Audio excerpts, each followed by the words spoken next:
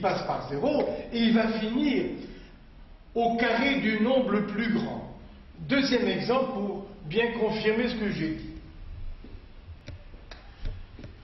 Voilà, voici ma parabole. Et je vais renverser maintenant. Je commence à moins 2, je finis à 1. Le carré de moins 2, c'est plus 4. Donc ici, j'arrive à 4. Le carré de 1, ça fait 1. Donc ici, x est compris entre moins 2 et 1. On va élever au carré.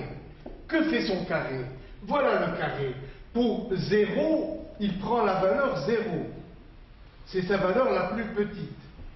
Mais ensuite, jusqu'où on va monter? Eh bien, jusqu'à moins 2, on arrive jusqu'à 4.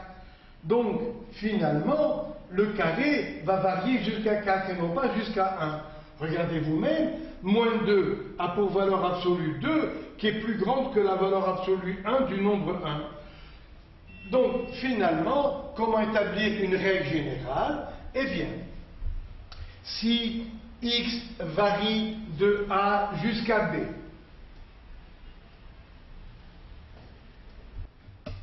je me suis permis de refaire et de reprendre cette explication parce que j'ai refait plus correctement les paraboles d'équation y égale x2.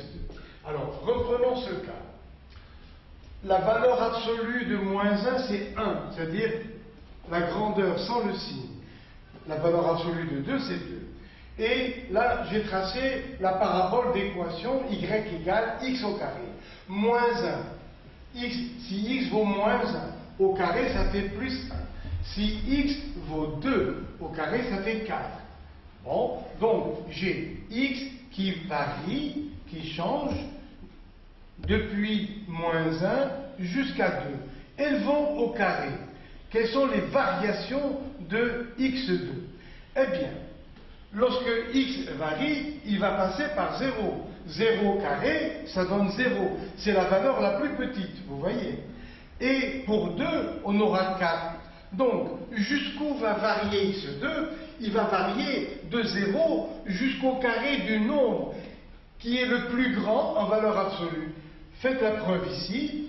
Si x vaut moins 2 au carré, ça fait 4. Si x vaut 1, le carré fait 1. Donc, lorsque x varie entre moins 2 et 1, que va faire son carré? Eh bien, pour x égale 0, il va avoir sa valeur minimum 0. Donc, x au carré a pour minimum 0. Et le maximum, c'est quoi? Eh bien, ce sera 4. Vous voyez, ce n'est pas 1, c'est 4. Donc, le carré varie entre 0 et le carré du nombre qui est le plus grand en valeur absolue. Voici le cas général. Regardez maintenant, dans le cas général. J'ai pris en longueur A plus grand que B. Le carré, donc, le carré A2 sera plus grand que le carré B2. Donc, si x est compris entre A et B, de signe contraire, que fait le carré? Eh bien, le carré au minimum vaut 0 et au maximum, ce sera le carré du nombre qui est le plus grand en longueur, en grandeur, qu'on appelle valeur absolue. Donc ici, ce sera compris entre 0 et A carré. Et là, eh bien, regardez vous-même, lorsque x varie, change entre A et B, que fait le carré? Son minimum, c'est 0, et son maximum, c'est quoi? J'ai pris B, vous voyez, plus grand que A, en longueur. Donc B carré sera plus grand que A carré. Donc le maximum de x2, ce sera B carré. Et voilà donc le cas de l'élévation au carré, où les deux extrémités sont de signe contraire. Continuons la leçon. Alors, voici maintenant un système de deux encadrements où tous les nombres écrits sont positifs. Que peut-on faire avec ce système? Eh bien, on peut ajouter membre à membre les termes de même rang. C'est-à-dire, on peut ajouter A et X A plus X, plus petit ou égal à B plus Y, plus petit ou égal à C plus Z. Donc, on peut ajouter terme à terme plusieurs encadrements. Et qu'est-ce qu'il en est de la différence? Attention, pour la différence des termes, il y a un piège. J'ai envie d'encadrer B moins Y. Eh bien, là, on ne peut pas faire A moins X et C moins Z. Attention, que faut-il faire? Eh bien, je vais garder A plus petit ou égal à B, plus petit ou égal à C. Mais, pour moins Y, je vais d'abord multiplier par moins 1 les trois termes. Comme moins 1 est négatif, il faut permuter les termes extrêmes, c'est-à-dire moins Y est compris, on l'a vu tout à l'heure, entre moins Z et moins X. Voilà le piège, attention. Donc, on calcule d'abord moins Y, qui est compris entre moins Z et moins X, parce que, étant donné qu'on a multiplié par un nombre négatif, il faut permuter l'ordre initial. Et maintenant, nous allons ajouter terme à terme ces deux encadrements. Ça nous fait A moins Z, plus petit ou égal à B moins Y, plus petit ou égal à C moins X. Donc, B plus Y, lui, est encadré par A plus X et C plus Z. Mais B moins Y, ce n'est pas la même chose. Il est encadré par A moins Z et C moins X. Reprenons doucement. Regardez, je le fais pour vous, j'ai peur d'avoir été trop rapide. Nous avons A plus petit ou égal à B, plus petit ou égal à C. Nous avons X plus petit ou égal à Y, plus petit ou égal à Z. Nous voulons encadrer B moins Y. Attention, il faut d'abord trouver l'encadrement du nombre moins Y. Comme on a multiplié par un nombre négatif, il faut inverser l'ordre. Ça nous fait moins Z et moins X. Et ensuite, nous allons ajouter terme à terme ces deux encadrements. Ça nous fait donc A moins Z est plus petit ou égal à B moins Y, plus petit ou égal à C moins X. Voilà, j'ai répété pour que vous puissiez bien assimiler ce danger qui est là. Maintenant, nous voulons encadrer B que multiplie Y. Alors c'est facile, regardez, A plus petit ou égal à B, plus petit ou égal à C. X plus petit ou égal à Y, plus petit ou égal à Z. Si je veux encadrer le produit BY, ces nombres sont tous positifs, donc je peux dire BY est encadré par AX et CZ. Voilà. B que multiplie Y, A que multiplie X, C que multiplie Z. Mais maintenant, si je veux encadrer B divisé par Y, il y a à peu près le même piège que tout à l'heure. Alors, j'explique. A plus petit ou égal à B plus petit ou égal à C. X plus petit ou égal à Y plus petit ou égal à Z. Commençons par renverser ces trois termes. Si l'on renverse les termes, il faut inverser l'ordre des extrêmes, ces deux-là, c'est-à-dire 1 sur Z et 1 sur X. Alors, je le marque ici, ça fait 1 sur Y, est compris entre 1 sur Z et 1 sur X. Maintenant, multiplions membre à membre, comme on l'a fait ici.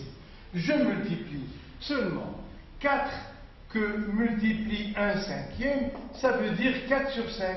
Donc, par exemple, A que multiplie 1 sur Z, ça veut dire A divisé par Z. Donc, ce produit fait A sur Z. C'est A fois 1 sur Z. Plus petit ou égal à B que multiplie 1 sur Y, c'est-à-dire B sur Y, plus petit ou égal à C que multiplie 1 sur X, c'est-à-dire C sur X. Donc vous voyez, il faut inverser d'abord. la deuxième. X plus petit ou égal à Y, plus petit ou égal à Z, il faut d'abord renverser les termes. En renversant les termes, il faut permuter les termes extrêmes. Il faut inverser l'ordre. Donc 1 sur Y est compris entre 1 sur Z et 1 sur X. Et vous le joignez à la première en multipliant les termes entre eux, les termes de même ordre entre eux, ça nous donne l'encadrement de B sur Y, qui est égal à A sur Z, plus petit ou égal à B sur Y, plus petit ou égal à C sur X. Donc, ne vous précipitez pas lorsque vous avez à encadrer B moins Y ou B sur Y. Alors, quelques exercices maintenant. On vous donne le nombre grand A égal par exemple 3x plus 4. Et on vous dit x est compris entre 1 et 5, trouvez un encadrement du nombre A. Eh bien, c'est facile, on va d'abord multiplier par 3x, 3 est positif, donc je multiplie par 3, je garde l'ordre. 3 fois 1, 3, 3 fois 5, 15. Ajoutons 4 à tous les termes, ça nous fait 3 plus 4, plus petit ou égal à 3x plus 4, plus petit ou égal à 15 plus 4. Et là, nous retrouvons le nombre A. Ça fait A est compris entre 7 et 19. Voilà. Deuxième exemple. Encadrer le nombre B égale, par exemple, 2x plus 5, sachant que x est encadré par 1 et 3. Bon, alors on vous donne ça bien sûr. Pour retrouver B, vous multipliez d'abord x par 2. Comme 2 est positif, vous gardez l'ordre initial. 2 fois 1, 2, 2 fois 3, 6. Il suffit d'ajouter 5. Ça fait 2x plus 5 est encadré par 2 plus 5 et 6 plus 5. C'est-à-dire, ici, je retrouvais B encadré par 7 et 11. Voilà, c'est vraiment très très simple. Attention, maintenant, je prends un coefficient négatif, c'est-à-dire C égale 11 moins 5x. X est compris entre 4 et 7. Quel est l'encadrement de C? Bon, eh bien, on y va. Vous voyez que x est multiplié par moins 5. Attention, on a multiplié par un nombre négatif. Donc il faut inverser l'ordre. Ça fait moins 35. Et là, ça fait moins 20. D'ailleurs, vous pouvez contrôler en voyant que moins 35 est bien plus petit que moins 20. Maintenant, on va ajouter 11. Moins 5x plus 11. On va ajouter aux trois termes le nombre 11. Ça fait moins 35 plus 11. Moins 20 plus 11. Finalement, ici, vous avez C et son encadrement. Moins 35 plus 11, ça fait moins 24. Moins 20 plus 11, ça fait moins 9. Donc C est encadré par moins 24 et moins 9. Comment vous contrôlez pour la réponse? Eh bien, regardez, moins 24 est plus petit que moins 9. Si vous aviez trouvé par hasard ici plus 24, alors là ce sera la catastrophe parce que 24 n'est pas plus petit que moins 9. Donc grâce à cette remarque, vous pouvez contrôler votre résultat. Encore un exercice. Voici encore deux exercices qui vont nous permettre de finir cette leçon sur les encadrements. Je considère le nombre A égal à 3x plus 2, par exemple, sur x plus 5. Et on me dit, trouver un encadrement du nombre A, sachant que x est compris entre 1 et 4, par exemple. Bien. Alors, là, nous avons une fraction. Donc, j'écris numérateur sur dénominateur. Trouvons un encadrement du numérateur. Le numérateur, c'est 3x plus 2. Comme on l'a fait tout à l'heure, on va multiplier x. on va multiplier l'encadrement par